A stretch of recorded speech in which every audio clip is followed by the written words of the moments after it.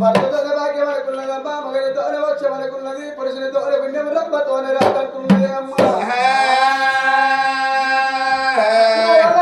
ఇసుకూని భర్తము లోపల నా వరదరాజు నువ్వు ఉన్నావు తండ్రి, నీ యొక్క భార్య నేనున్న గాని తండ్రి, మనకు ఏదైనా కానీ రాజ్యం లేక కాదు, దేశం లేక కాదు తండ్రి, నడుల రాజుల కస్త్రి రాజు రాజ్యం వెళ్తున్నదయ్యా.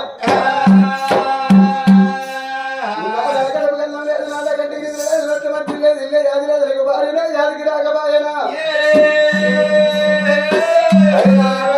క్షణమైతే బయటికి ఎత్తాలనుకున్నది తల్లి పని మొక్కలేసి ముత్యాల చిగురు వాకిళ్ళు వృద్ధి సార్లు రంగలు ఉగిలైన ఆడవేసిందో